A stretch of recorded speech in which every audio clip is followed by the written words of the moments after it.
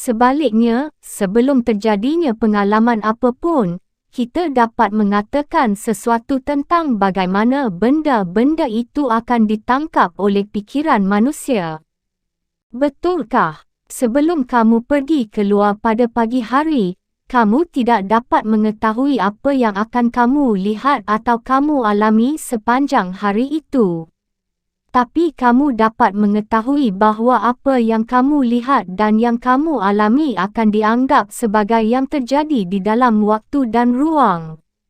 Lagi pula kamu dapat merasa yakin bahawa hukum sebab akibat akan berlaku, sebab kamu membawanya dalam dirimu sebagai bagian dari kesadaranmu. Maksud anda, mestinya kita dapat dibuat dengan cara yang berbeza, tanya Sophie. Ya, mestinya kita dapat memiliki perangkat indera yang berbeza. Dan kita mestinya mempunyai indera yang berbeza mengenai waktu dan perasaan yang berbeza mengenai ruang. Kita mestinya dapat diciptakan dengan cara sedemikian rupa sehingga kita tidak perlu ke sana kemari mencari penyebab dari segala sesuatu yang terjadi di sekeliling kita. Bagaimana maksud anda? Tanya Sophie. Bayangkan ada seekor kucing yang berbaring di atas lantai di ruang duduk. Sebuah bola menggelinding masuk ke dalam ruangan itu. Apa yang dilakukan kucing itu? Aku sudah mencobanya berkali-kali. Kucing itu akan berlari mengejar bola, kata Sophie. Baiklah, sekarang bayangkan kamu sedang duduk di ruangan yang sama. Jika kamu tiba-tiba melihat sebuah bola menggelinding masuk ke dalam, apakah kamu juga akan berlari mengejarnya? Pertama-tama, aku akan berputar untuk melihat dari mana asal bola itu, kata Sophie. Ya, kerana kamu seorang manusia, mau tak mahu kamu akan mencari penyebab dari semua kejadian, sebab hukum kausalitas merupakan bagian dari dirimu. Begitu kata Immanuel Kant. David Hume membuktikan bahawa kita tidak dapat melihat atau membuktikan hukum alam. Itu membuat Immanuel Kant khawatir. Tapi dia percaya, dia dapat membuktikan keabsahan mutlak hukum alam itu dengan membuktikan bahawa dalam kenyataannya, kita sedang membicarakan hukum kesadaran manusia. Apakah seorang anak juga akan berputar untuk melihat dari mana asal bola itu? Tanya Sophie.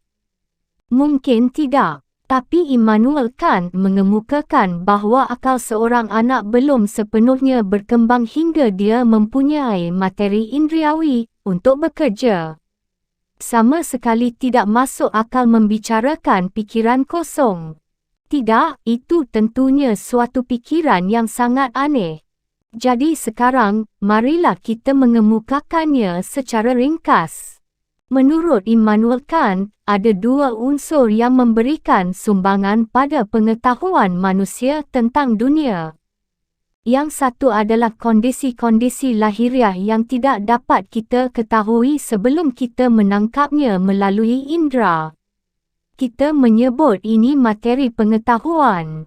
Yang satunya lagi adalah kondisi-kondisi batiniah dalam diri manusia sendiri, seperti persepsi tentang peristiwa-peristiwa sebagai yang terjadi dalam waktu dan ruang dan sebagai proses-proses yang sejalan dengan hukum kausalitas yang tak terpatahkan. Kita dapat menyebut ini bentuk pengetahuan. Alberto dan Sophie tetap duduk sambil menatap keluar jendela. Tiba-tiba, Sophie melihat seorang gadis kecil di antara pepohonan di sisi seberang danau. Lihat, kata Sophie, siapakah itu? Aku yakin aku tidak tahu. Gadis itu hanya terlihat selama beberapa detik, lalu dia menghilang. Sophie melihat bahawa dia memakai semacam topi berwarna merah. Kita sama sekali tidak boleh mengalihkan perhatian. Kalau begitu teruskan. Immanuel Kant percaya bahawa ada batasan-batasan jelas bagi apa yang dapat kita ketahui. Kamu mungkin dapat mengatakan bahawa kacamata pikiran itulah yang menetapkan batasan-batasan ini. Dengan cara bagaimana? Immanuel, kamu ingat bahawa para filosof sebelum Kant telah membicarakan berbagai pertanyaan yang benar-benar besar, misalnya, apakah manusia mempunyai jiwa kekal? Apakah ada satu Tuhan? Apakah alam terdiri dari partikel-partikel sangat kecil yang tak dapat dibagi-bagi lagi? Dan apakah alam raya itu terbatas atau tidak? Immanuel Kant percaya bahawa tidak ada pengetahuan tertentu yang dapat diperoleh menyangkut pertanyaan-pertanyaan ini. Bukan kerana dia menolak jenis argumen ini, justru sebaliknya. Jika dia hanya mengesampingkan pertanyaan-pertanyaan ini, mustahil dia disebut sebagai filosof. Apakah yang telah dilakukannya? Tanya Sophie. Sabarlah, jawab Alberto. Dalam pertanyaan-pertanyaan filosofis sebesar itu, Immanuel Kant percaya bahawa akal bekerja di luar batasan dari apa yang dapat kita pahami sebagai manusia. Pada saat yang sama, di dalam alam kita ada suatu keinginan mendasar untuk mengajukan pertanyaan-pertanyaan yang sama ini. Tapi jika, misalnya, kita bertanya apakah alam raya itu terbatas atau tidak, kita menanyakan suatu totalitas yang kita sendiri merupakan bagian yang sangat kecil darinya. Oleh kerana itu, kita tidak pernah dapat mengenal totalitas ini. Mengapa tidak? Tanya Sophie. Ketika kamu memakai kacamata merah itu, kita membuktikan bahawa menurut Kant ada dua unsur yang memberikan sumbangan pada pengetahuan kita tentang dunia. Persepsi indera dan akal, tanya Sophie. Ya, jawab Alberto, materi pengetahuan kita datang melalui indera, tapi materi ini harus sesuai dengan sifat-sifat akal. Misalnya, salah satu sifat akal adalah mencari penyebab suatu kejadian. Seperti bola yang menggelinding melintasi lantai, tanya Sophie. Jika kamu suka. Tapi, ketika kita bertanya-tanya dari mana datangnya dunia dan kemudian membicarakan jawapan-jawapan yang mungkin dalam satu pengertian, akal itu terpegang. Sebab, ia tidak mempunyai materi indriawi untuk diproses, tidak ada pengalaman untuk dimanfaatkan, kerana kita tidak pernah mengalami keseluruhan dari realitas besar di mana kita merupakan bagian sangat kecil darinya. Kita kurang lebih adalah bagian yang sangat kecil dari bola yang menggelinding di lantai. Jadi, kita tidak dapat mengetahui dari mana ia datang. Tapi akan selalu menjadi watak dari akal manusia untuk menanyakan dari mana bola itu berasal. Itulah sebabnya mengapa kita bertanya dan terus bertanya. Kita berusaha sekuat tenaga untuk menemukan jawapan-jawapan bagi seluruh pertanyaan yang paling mendalam. Tapi kita tidak pernah menemukan apapun yang dapat dijadikan pegangan, kita tidak pernah mendapatkan jawapan yang memuaskan, sebab akal itu tidak bisa membidik sasaran. Aku tahu persis bagaimana rasanya. Terima kasih banyak, kata Sophie. Dalam pertanyaan-pertanyaan berat seperti hakikat realitas, Immanuel Kant membuktikan bahawa selalu ada dua sudut pandang yang bertentangan yang sama-sama mungkin dan tidak mungkin, bergantung pada apa yang dikatakan oleh akal kita. Contohnya, kumohon, pinta Sophie, adalah benar jika dikatakan bahawa dunia pasti ada awalnya dalam waktu, dan benar pula jika dikatakan bahawa awal semacam itu tidak ada. Akal tidak dapat memastikan keduanya. Kita dapat mengatakan bahawa dunia itu selalu ada, tapi mungkinkah sesuatu itu selalu ada jika tidak pernah ada awalnya? Jadi sekarang, kita dipaksa untuk menerima pendapat sebaliknya. Kita katakan bahawa dunia itu pasti dimulai di suatu waktu dan ia pasti dimulai dari ketiadaan, kecuali jika kita tidak ingin membicarakan perubahan dari satu keadaan menjadi keadaan lain. Tapi mungkinkah sesuatu itu muncul dari ketiadaan, Sophie? Tanya Alberto. Tidak, kedua kemungkinan itu sama-sama bermasalah. Tapi, tampaknya salah satu dari keduanya pasti benar dan yang lain salah. Kamu mungkin ingat bahawa Demokritus dan kaum materialis mengatakan bahawa alam pasti terdiri dari bagian-bagian kecil yang membentuk segala sesuatu. Yang lainnya, seperti Descartes, percaya bahawa pasti selalu mungkin untuk membagi realitas yang diperluas menjadi bagian-bagian yang lebih kecil lagi. Tapi, mana di antara keduanya yang benar? Kedua-duanya atau tidak dua-duanya? Lebih jauh, banyak filosof menganggap kebebasan sebagai salah satu nilai manusia yang paling penting. Pada saat yang sama, kita temukan para filosof seperti kaum Stoik, misalnya, dan Spinoza, yang mengatakan bahawa segala sesuatu terjadi kerana tuntutan hukum alam. Ini adalah kasus lain di mana akal manusia tidak mampu membuat penilaian tertentu, menurut Immanuel Kant. Kedua pandangan itu sama-sama masuk akal dan juga tidak masuk akal. Akhirnya, kita akan gagal jika kita berusaha untuk membuktikan keberadaan Tuhan dengan bantuan akal. Di sini kaum rasionalis, seperti Descartes, berusaha untuk membuktikan bahawa pasti ada satu Tuhan semata-mata kerana kita mempunyai gagasan tentang adanya zat yang tertinggi. Yang lain-lainnya, seperti Aristoteles dan Thomas Aquinas, memutuskan bahawa pasti ada satu Tuhan kerana segala sesuatu pasti ada penyebab pertamanya. Bagaimana menurut pendapat Immanuel Kant? Dia menolak kedua bukti tentang keberadaan Tuhan ini. Akal mahupun pengalaman tidak dapat dianggap sebagai dasar untuk menyatakan keberadaan Tuhan. Sepanjang menyangkut akal, adalah mungkin dan juga tidak mungkin bahawa Tuhan itu ada. Tapi, Anda memulai dengan mengatakan bahawa Immanuel Kant ingin melestarikan dasar bagi iman Kristiani. Ya, dia membuka suatu dimensi keagamaan. Di sanalah, di mana akal mahupun pengalaman tidak ada, terjadinya kekosongan yang dapat diisi oleh iman. Begitukah cara dia menyelamatkan agama Kristen? Jika kamu setuju, perlu dicatat bahawa Immanuel Kant adalah seorang Protestan.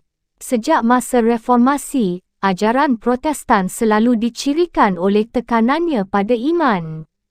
Gereja Katolik, sebaliknya, sejak awal abad pertengahan lebih mempercayai akal sebagai pilar keimanan. Namun, Immanuel Kant melangkah lebih jauh dari sekadar menetapkan bahawa pertanyaan-pertanyaan berat ini harus diserahkan kepada iman masing-masing individu. Dia percaya adalah penting bagi moralitas untuk mensyaratkan bahawa manusia itu mempunyai jiwa abadi, bahawa Tuhan itu ada, dan bahawa manusia mempunyai kehendak bebas. Jadi dia melakukan hal yang sama seperti Descartes. Pertama-tama dia bersikap kritis terhadap segala sesuatu yang dapat kita fahami. Dan kemudian, dia menyelundupkan Tuhan melalui pintu belakang. Tapi tidak seperti Descartes, dia terutama menekankan bahawa bukan akal yang membawanya sampai ke titik ini, melainkan iman. Dia sendiri menyebut iman kepada jiwa abadi, kepada keberadaan Tuhan, dan kepada kehendak bebas manusia sebagai dalil-dalil praktis. Yang berarti mendalilkan sesuatu berarti menerima sesuatu yang tidak dapat dibuktikan. Dengan dalil praktis, yang dimaksudkan Immanuel Kant adalah sesuatu yang harus diterima demi praksis atau praktik. Itu berarti, bagi moralitas manusia, menerima keberadaan Tuhan adalah suatu tuntutan moral, katanya. Tiba-tiba, ada ketukan di pintu. Sophie bangkit, tapi karena Alberto tidak menunjukkan tanda akan berdiri, dia bertanya, tidakkah seharusnya kita melihat siapa itu? Alberto mengangkat bahunya dan bangkit dengan enggan.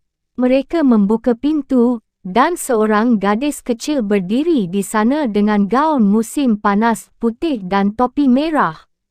Itulah gadis kecil yang mereka lihat di sisi seberang danau. Dia membawa sekeranjang makanan. "Hai," kata Sophie. "Siapakah kamu? Tidakkah kamu tahu aku ini si topi merah?" Sophie memandang Alberto dan Alberto mengangguk. "Kamu dengar apa yang dikatakannya?" "Aku sedang mencari rumah nenekku," kata gadis itu. "Dia sudah tua dan sakit. Aku membawa makanan untuknya." "Rumahnya tidak di sini," kata Alberto. "Jadi lebih baik kamu meneruskan perjalanan." Dia membuat isyarat yang mengingatkan Sophie akan cara kita mengusir lalat. "Tapi aku disuruh menyampaikan sebuah surat," lanjut gadis bertopi merah itu.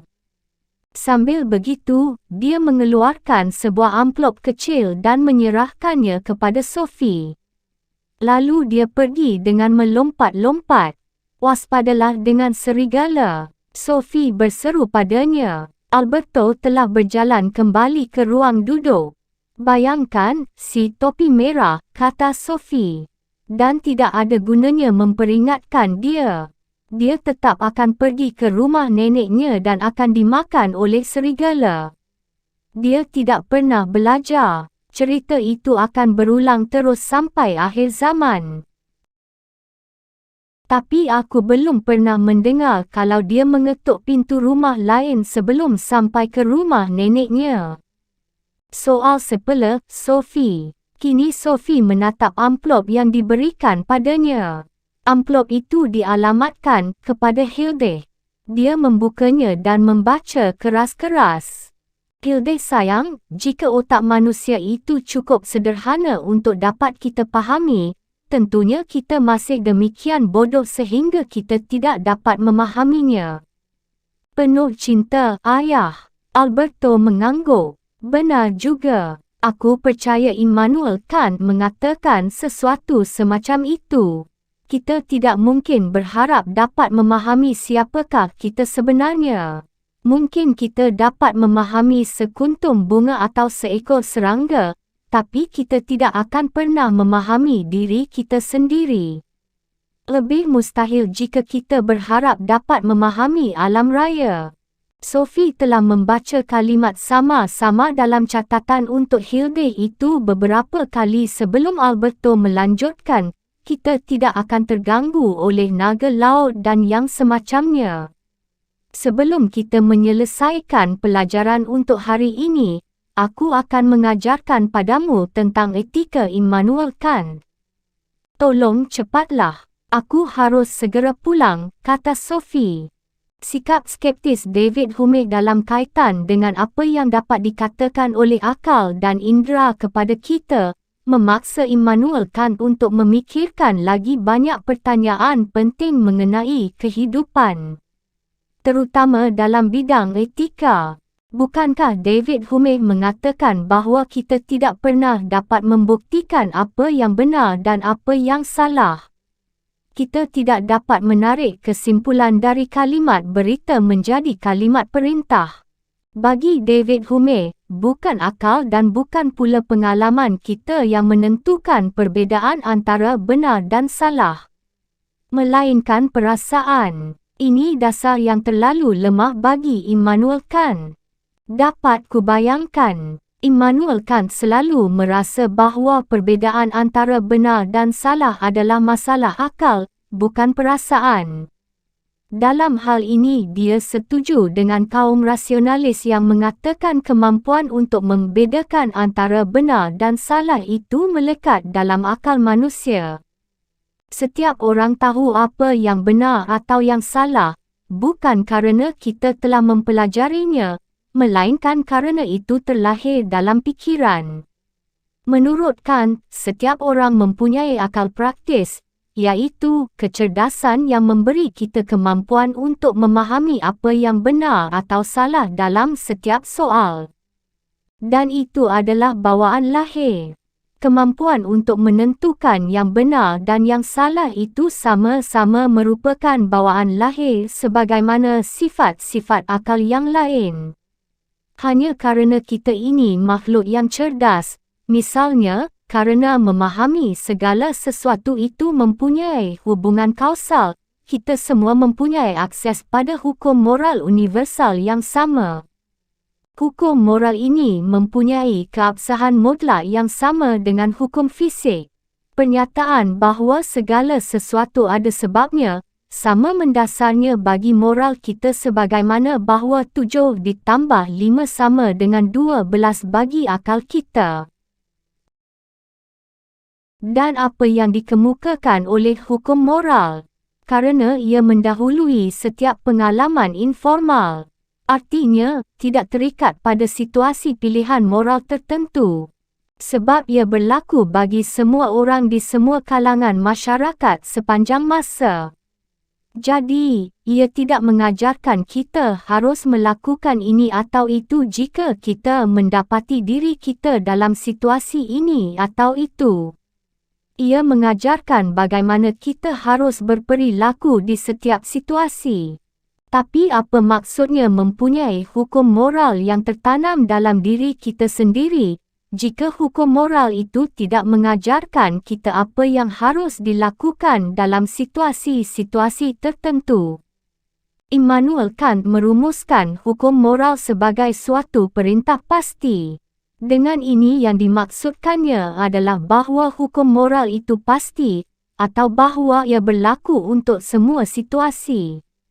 Lagi pula, ia berupa perintah, yang berarti memiliki kekuatan dan kewenangan mutlak. Aku mengerti, kata Sophie. Immanuel Kant merumuskan perintah pasti ini dengan berbagai cara. Pertama-tama dia mengatakan, bertindaklah sesuai dengan ketentuan hukum universal. Jadi jika aku melakukan sesuatu, aku harus merasa yakin bahawa aku juga menginginkan orang lain melakukan yang sama, jika mereka berada dalam situasi yang sama. Tepat. Dengan begitu, barulah kamu bisa bertindak sesuai dengan hukum moral yang tertanam di dalam dirimu. Immanuel Kant juga merumuskan perintah pasti itu dengan cara begini. Bertindaklah dengan cara sedemikian rupa sehingga kamu selalu menghormati peri kemanusiaan, entah kepada dirimu sendiri maupun kepada orang lain, bukan hanya sekali-sekali, melainkan selalu dan selamanya. Jadi kita tidak boleh menyalahgunakan orang lain demi keuntungan kita sendiri. Tidak, sebab setiap orang mempunyai tujuan sendiri. Itu tidak hanya berlaku untuk orang-orang lain, tetapi juga untuk dirimu sendiri. Kamu juga tidak boleh menyalahgunakan dirimu sendiri sebagai sarana untuk mencapai sesuatu. Itu mengingatkanku pada kaedah emas, lakukan kepada orang lain. Ya, itu juga aturan perilaku formal, yang pada dasarnya mencakup seluruh pilihan etika. Kamu mestinya mengatakan bahawa kaedah emas itu mengajarkan hal yang sama sebagaimana hukum moral universal Immanuel Kant. Tapi tentunya ini hanya pernyataan. David Hume barangkali benar bahawa kita tidak dapat membuktikan apa yang benar atau salah melalui akal. Menurut Immanuel Kant, hukum moral itu sama mutlaknya dan sama universalnya dengan hukum kausalitas. Itu pun tidak dapat dibuktikan dengan akal, namun tetap mutlak dan tidak dapat diubah. Tak seorang pun akan menyangkalnya.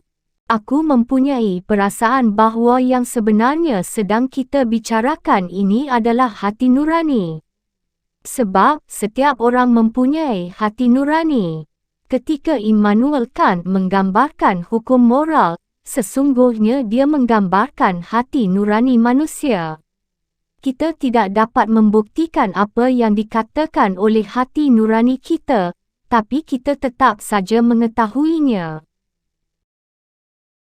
Kadang-kadang, aku mungkin bersikap baik dan mahu membantu orang lain hanya kerana aku tahu tindakanku itu akan ada balasannya.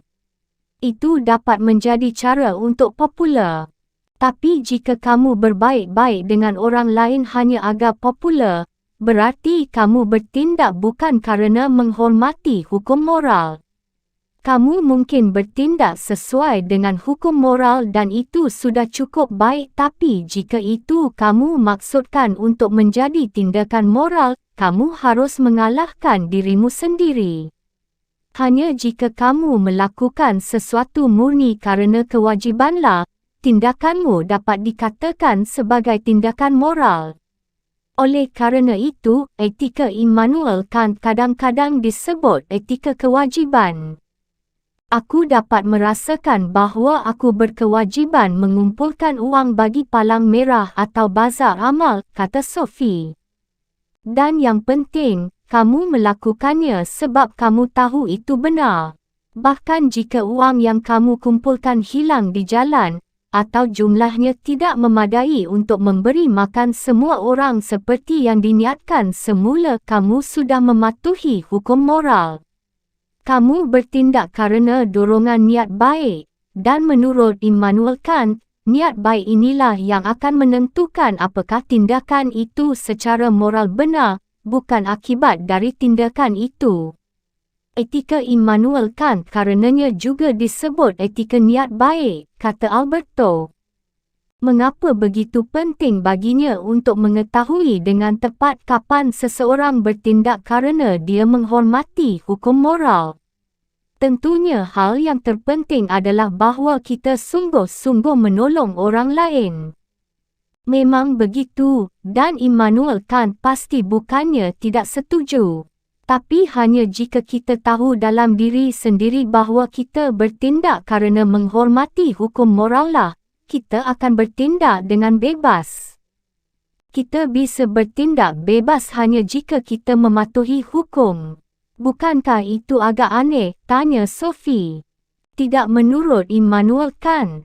Kamu mungkin ingat bahawa dia harus menganggap atau mendalilkan bahawa manusia mempunyai kehendak bebas.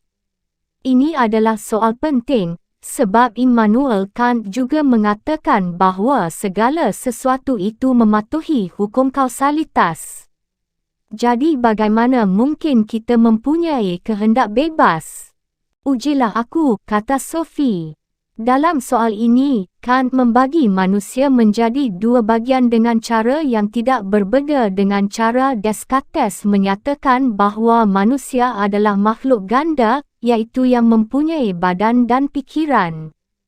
Sebagai makhluk material, kita seluruhnya dan sepenuhnya bergantung pada hukum kausalitas yang tak terpatahkan, kata Immanuel Kant. Kita tidak memutuskan apa yang kita lihat. Penglihatan mendatangi kita kerana adanya tuntutan dan mempengaruhi kita apakah kita menyukainya atau tidak. Tapi kita bukan semata-mata makhluk material, kita juga makhluk berakal. Sebagai makhluk material, kita sepenuhnya milik dunia alam. Oleh kerana itu, kita tunduk pada hubungan kausal. Jadi kita tidak mempunyai kehendak bebas. Tapi sebagai makhluk rasional kita punya peranan di dalam apa yang disebutkan das Ding an sich, iaitu dunia sebagaimana ia ada dalam dirinya sendiri, lepas dari kesan-kesan indera kita. Hanya jika kita mengikuti akal praktis kitalah yang memungkinkan kita untuk menentukan pilihan-pilihan moral kita, menjalankan kehendak bebas kita, sebab jika kita mematuhi hukum moral, kitalah yang membuat hukum moral yang kita patuhi itu. Sedikit banyak itu benar. Akulah, atau sesuatu dalam diriku, yang menyuruhku agar tidak berlaku kejam pada orang lain. Jadi ketika kamu memilih untuk tidak berlaku kejam, bahkan jika itu bertentangan dengan kepentingan pribadimu sendiri, itu berarti kamu bertindak bebas. Anda tidak benar-benar bebas atau mandiri jika Anda hanya melakukan apapun yang Anda ingin. Kalau begitu, Orang dapat menjadi budak dari segala macam hal. Orang bahkan bisa menjadi budak dari egoismenya sendiri. Kemandirian dan kebebasan itulah tepatnya yang kita butuhkan untuk bangkit mengatasi nafsu dan kejahatan. Bagaimana dengan binatang? Kukira mereka hanya mengikuti kesenangan dan kebutuhan mereka sendiri. Mereka tidak mempunyai kebebasan untuk mematuhi hukum moral. Tidak, itulah bedanya antara binatang dan manusia. Aku mengerti sekarang. Dan akhirnya kita mungkin dapat mengatakan bahawa Immanuel Kant berhasil menunjukkan jalan keluar dari kebuntuan yang dihadapi filsafat dalam pertarungan antara rasionalisme dan empirisisme. Oleh kerana itu, bersama Immanuel Kant, suatu era dalam sejarah filsafat berakhir. Dia meninggal pada tahun 1804. Ketika masa budaya yang kita namakan romantisisme mulai bangkit.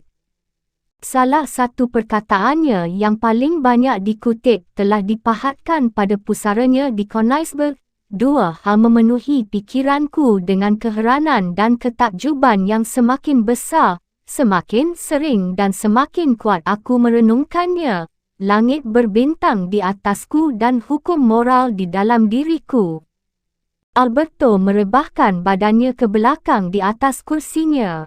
Itu saja, katanya. Kukira aku telah menyampaikan padamu hal-hal terpenting mengenai Immanuel Kant.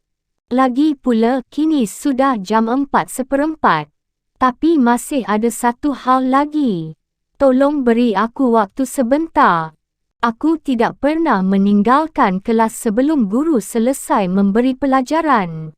Apakah pernah kukatakan bahawa Immanuel Kant percaya kita tidak mempunyai kebebasan jika kita hidup hanya sebagai makhluk berindera?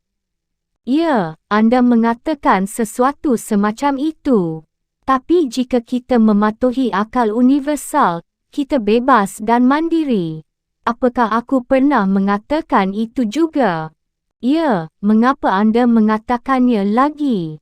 Alberto membungkuk ke arah Sophie, menatap dalam-dalam ke matanya, dan berbisik, "Jangan mempercayai apapun yang kamu lihat, Sophie." "Apa yang anda maksudkan dengan itu?" tanya Sophie. "Cobalah berputar ke arah sana," kata Alberto. "Nah, aku sama sekali tidak mengerti apa yang anda maksudkan," kata Sophie. "Orang biasanya berkata, aku akan mempercayainya jika aku melihatnya. Tapi jangan percaya apa yang kamu lihat juga. Anda pernah mengatakan sesuatu seperti itu sebelumnya." "Ya, mengenai Parmenides. Tapi aku masih belum tahu apa maksud anda." "Ya, kita duduk di luar sana di atas undakan, berbincang-bincang. Lalu yang dinamakan naga laut itu mulai mengepak-ngepakkan anggota badannya di dalam air." "Bukankah itu aneh?" tanya Sophie. "Sama sekali tidak." Lalu si topi merah datang menghampiri pintu. "Aku sedang mencari rumah nenekku." "Sungguh penampilan yang tolol." "Itu hanya tipuan sang mayor, Sophie. Seperti pesan di kulit pisang dan badai dungu itu." "Apakah anda kira?" "Tapi sudah kukatakan aku punya rencana. Selama kita berpegang pada akal kita, dia tidak dapat menipu kita. Sebab sedikit banyak kita bebas. Dia dapat membiarkan kita melihat segala macam hal, tidak ada yang akan mengejutkanku. Jika dia membiarkan langit menjadi gelap atau gajah terbang, aku hanya akan tersenyum. Tapi 7 tambah 5 tetap 12. Itulah fakta yang tak akan terpengaruh olehnya. Filsafat itu kebalikan dari dongeng." Sophie duduk sejenak menatapnya dengan terheran-heran. "Pergilah," kata Alberto dengan nada resmi. "Aku akan menghubungimu untuk pelajaran mengenai romantisisme. Kamu juga perlu mendengar huraian tentang Hegel dan Kierkegaard. Tapi hanya tinggal seminggu sebelum sang mayor tiba di bandara Kejevik. Sebelum itu, kita harus berusaha untuk membebaskan diri kita dari fantasi-fantasinya yang menakjubkan. Aku tidak akan berbicara lagi, Sophie, kecuali bahawa aku ingin kamu tahu aku sedang menyusun rencana bagus untuk kita berdua. Kalau begitu aku akan pergi. Tunggu, kita mungkin telah melupakan hal yang paling penting. Apakah itu? Tanya Sophie. Lagu ulang tahun. Hilde berusia 15 tahun hari ini, kata Alberto. Begitu pula aku, kata Sophie. Kamu juga ya, kalau begitu mari kita bernyanyi. Happy birthday to you, Sophie. Kini jam 4:30. Sophie lari menuju tepian air dan mendayung ke sisi seberang. Dia menarik perahu memasuki aliran air dan mulai bergegas menuju hutan. Ketika dia sampai di darat, tiba-tiba dia melihat sesuatu bergerak di antara pepohonan. Dia bertanya-tanya apakah itu si topi merah yang sedang berkeliaran sendiri melintasi hutan menuju rumah neneknya, tapi sosok di antara pepohonan itu jauh lebih kecil. Dia pergi mendekat. Sosok itu tidak lebih besar daripada sebuah boneka. Warnanya coklat dan ia mengenakan sweater merah. Sophie berhenti kaku di tengah jalan ketika dia menyadari bahawa itu adalah seekor beruang teddy. Bahawa seseorang meninggalkan beruang teddy di tengah hutan sudah cukup mengherankan. Tapi beruang teddy ini hidup dan tampaknya sangat asyik. Hai, kata Sophie. Namaku Winnie the Pooh, kata si beruang teddy, dan sialnya aku tersesat dalam perjalananku di hutan pada hari yang mestinya indah ini. Aku pasti tidak pernah melihatmu sebelumnya. Mungkin akulah yang tidak pernah datang ke sini sebelumnya, kata Sophie. Jadi karena itu kamu masih dapat kembali pulang ke hutan 100 akar. Tidak, jumlah itu terlalu sulit. Jangan lupa aku hanya seekor beruang kecil dan tidak begitu pintar. Aku pernah mendengar cerita tentangmu. Dan kukira kamu Alice. Christopher Robin pernah bercerita tentang kamu suatu hari. Kukira begitulah caranya kita berjumpa. Kamu minum terlalu banyak dari satu botol sehingga kamu menjadi semakin kecil dan kecil. Tapi kemudian, kamu minum dari botol lain dan mulai bertambah besar lagi. Kamu harus benar-benar waspada tentang apa yang kamu masukkan ke dalam mulutmu. Aku pernah makan begitu banyaknya sehingga aku terjepit di dalam lubang kelinci. Aku bukan Alice. Tidak penting siapa kita sebenarnya. Yang penting adalah bahawa kita adalah kita. Itulah yang dikatakan si burung hantu, dan dia sangat bijaksana. 7 ditambah 4 sama dengan 12, katanya pada suatu hari yang cerah. Ya mahupun aku sama-sama merasa sangat bodoh, sebab sulit sekali untuk menjumlah. Jauh lebih mudah membaca cuaca. Namaku Sophie. Senang bertemu denganmu, Sophie. Seperti kataku, kukira kamu orang baru di sekitar sini. Tapi sekarang beruang kecil ini harus pergi, soalnya aku harus menemukan Piglet si babi kecil.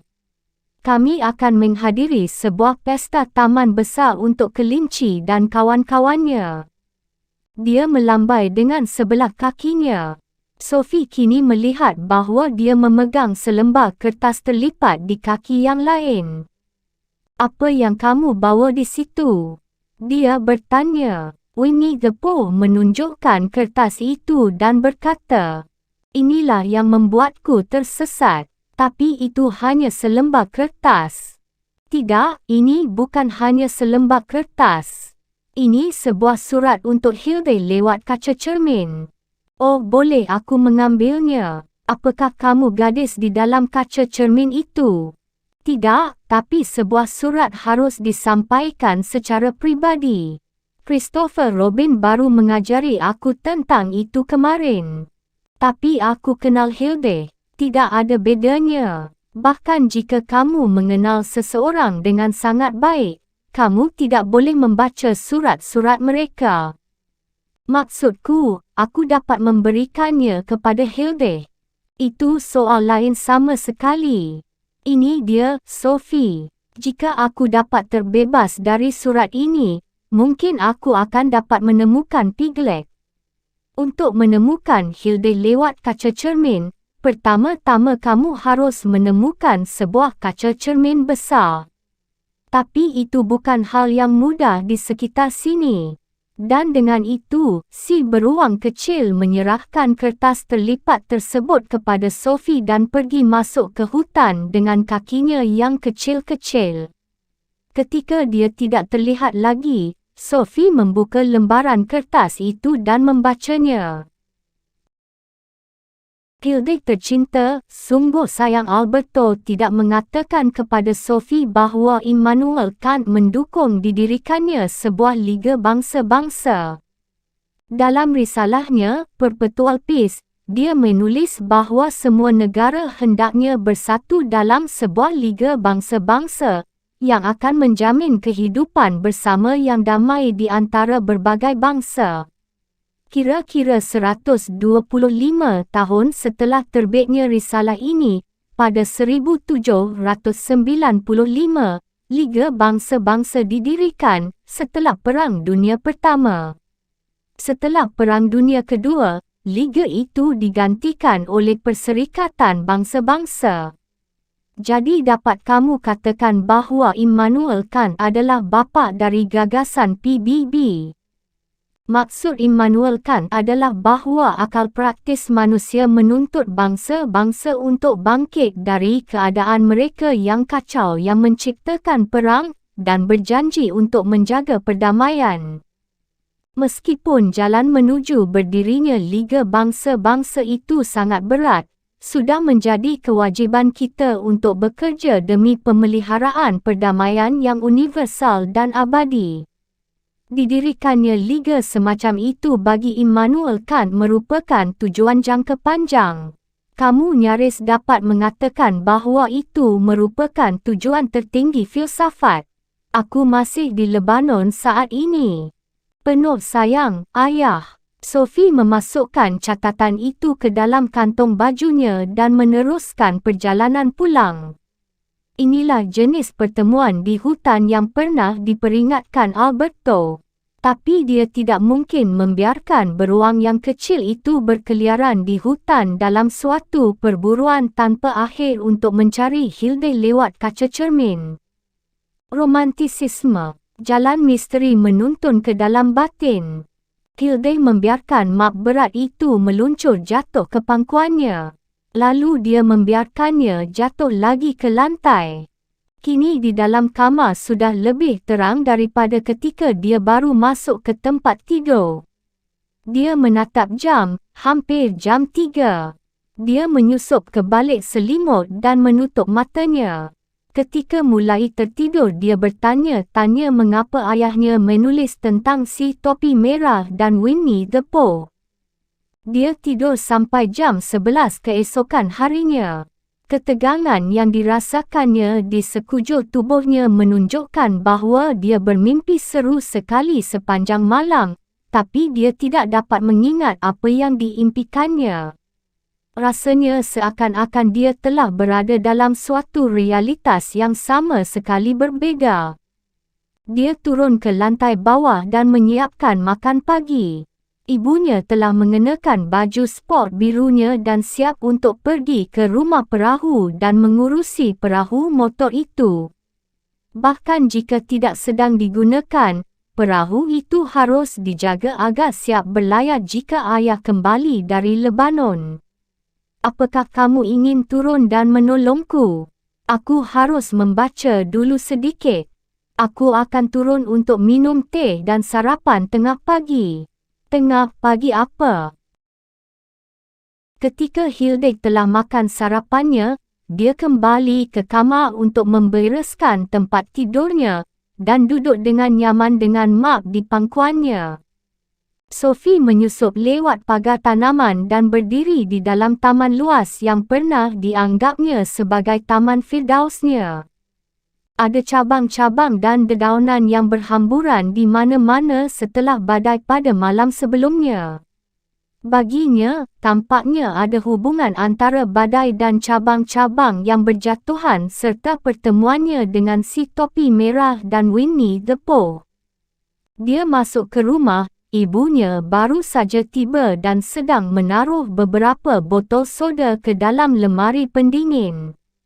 Di atas meja ada kuih coklat yang tampaknya sangat lezat.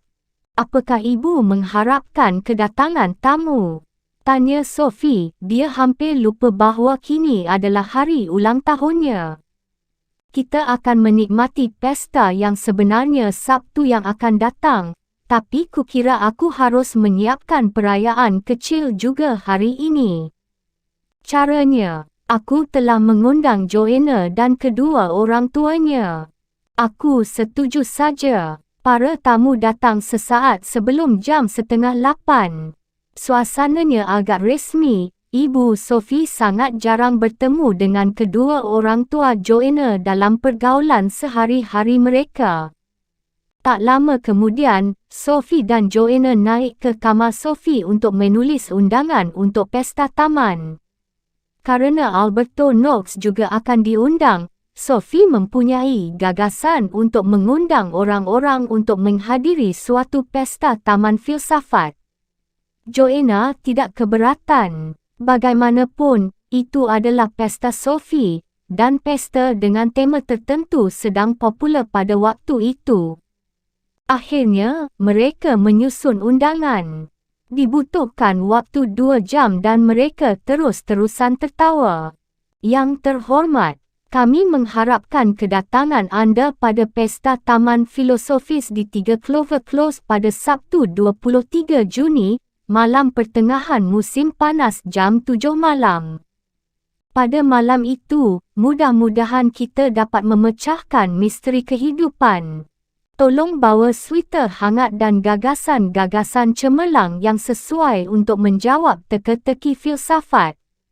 Karena adanya bahaya kebakaran hutan, sayang sekali kita tidak dapat mengadakan pesta kembang api, tapi setiap orang bebas untuk membiarkan api imajinasi masing-masing untuk menyala tanpa dihalang-halangi.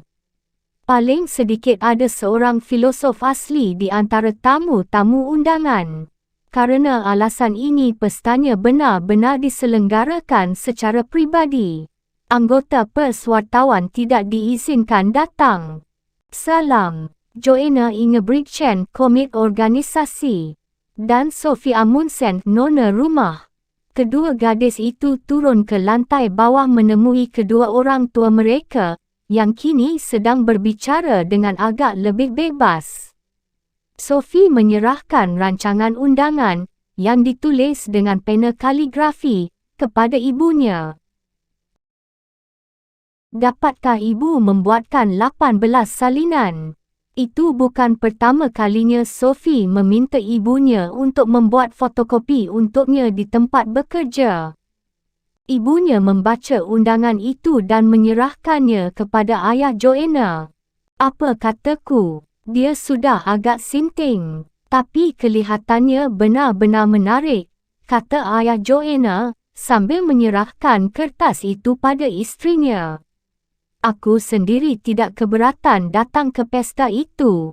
Barbie membaca undangan itu, lalu dia berkata, "Ya, mahu bilang apa? Bolehkah kami datang juga, Sophie?"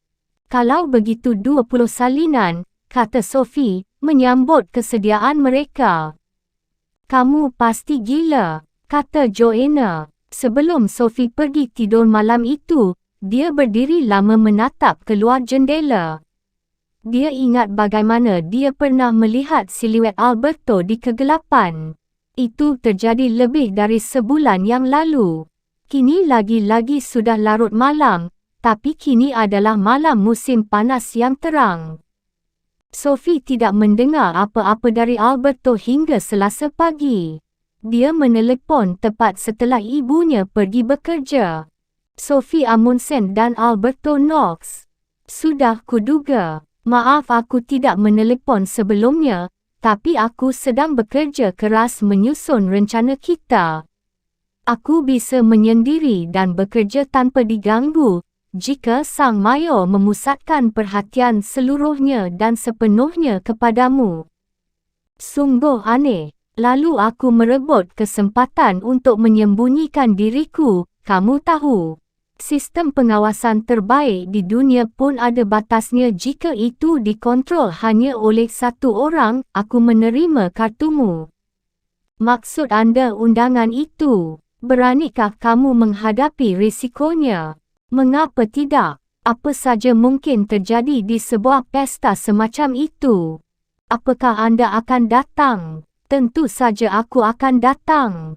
Tapi ada hal lain. Apakah kamu ingat bahawa itu adalah hari ayah Hilde kembali dari Lebanon? Tidak, aku tidak tahu, sungguh. Bukan hanya kebetulan bahawa dia membiarkanmu mempersiapkan pesta Taman Filsafat pada hari yang sama ketika dia tiba di rumahnya di Berkeley. Aku tidak memikirkan itu, seperti ku katakan tadi. Aku yakin dia tahu. Tapi tidak apa-apa, kita akan membicarakan tentang itu nanti. Dapatkah kamu datang ke gubuk Sang Mayor pagi ini? Aku mestinya menyiangi rumput di petak bunga. Kalau begitu kita pastikan jam 2. Dapatkah kamu ke sana? Aku akan datang. Alberto Knox sedang duduk di undakan lagi ketika Sophie tiba. Duduklah, katanya, langsung beraksi. Sebelumnya kita telah membicarakan Renaissance, periode barok, dan pencerahan. Hari ini kita akan membicarakan romantisisme, yang dapat digambarkan sebagai masa kebudayaan besar terakhir di Eropah. Kita sedang mendekati akhir sebuah kisah panjang, anakku. Apakah romantisisme berlangsung selama itu? Itu dimulai menjelang akhir abad ke-18 dan berlangsung hingga pertengahan abad ke-19. Tapi setelah tahun 1850, orang tidak dapat lagi membicarakan seluruh masa yang terdiri dari puisi, filsafat, seni, ilmu pengetahuan, dan musik. Apakah romantisisme merupakan salah satu masa itu? Pernah dikatakan bahawa romantisisme adalah pendekatan umum terakhir Eropah terhadap kehidupan. Itu dimulai di Jerman dan timbul sebagai reaksi terhadap tekanan pencerahan yang sangat kuat pada akal. Setelah Immanuel Kant dan intelektualismenya yang sejuk, seakan-akan pemuda Jerman menghembuskan nafas lega. Dengan apa mereka menggantikannya? Slogan barunya adalah perasaan, imajinasi, pengalaman, dan kerinduan. Beberapa ahli fikir pencerahan telah menarik perhatian pada pentingnya perasaan, lebih-lebih Rousseau, tapi pada waktu itu, hal tersebut dimaksudkan sebagai kritik atas prasangka terhadap akal. Apa yang dulunya merupakan aliran terpendam kini menjadi aliran utama kebudayaan Jerman. Jadi kepopuleran Immanuel Kant tidak berlangsung terlalu lama. Ya dan tidak.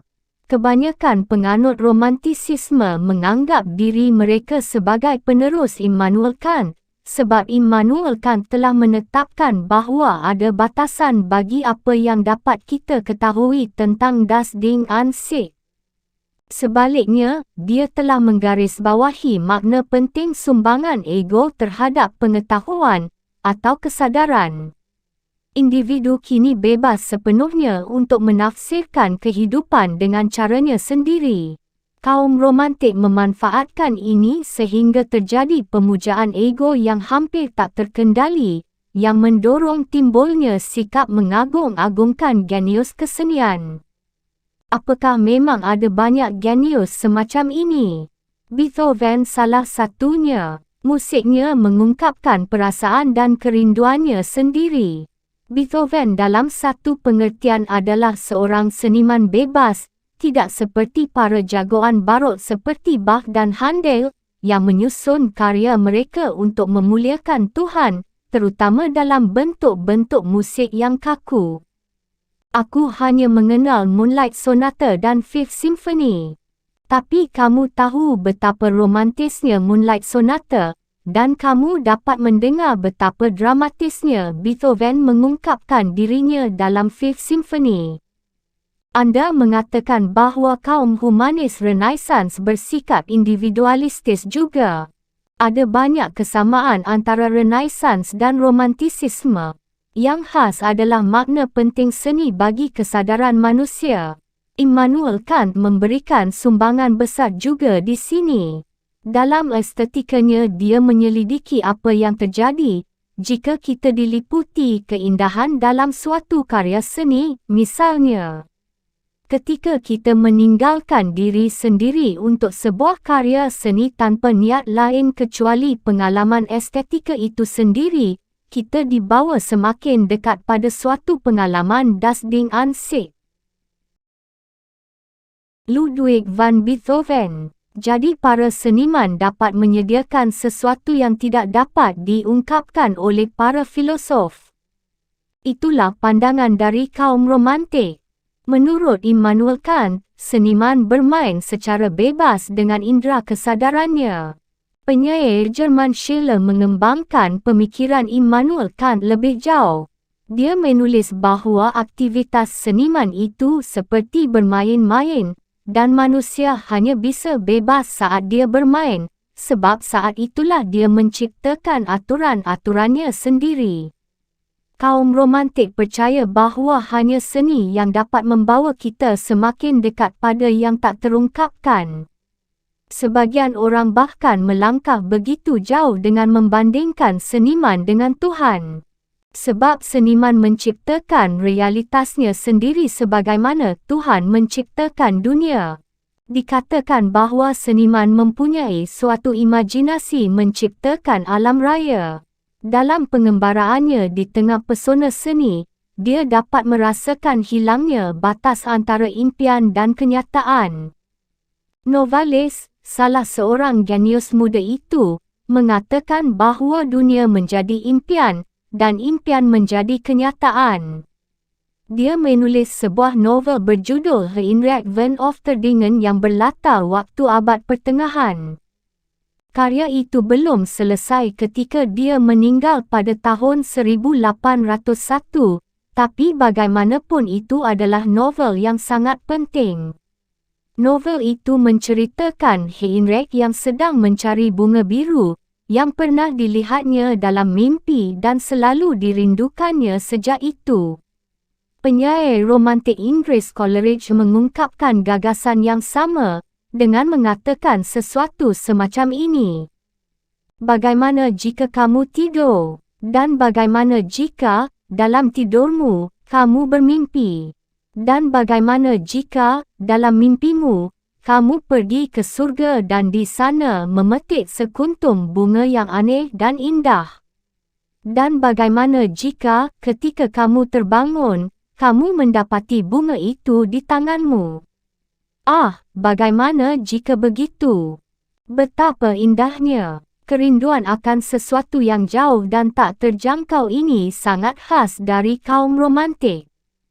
Mereka merindukan masa-masa yang telah lama lewat, seperti abad pertengahan, yang kini dikenang lagi dengan penuh semangat setelah mendapat penilaian negatif pada zaman pencerahan.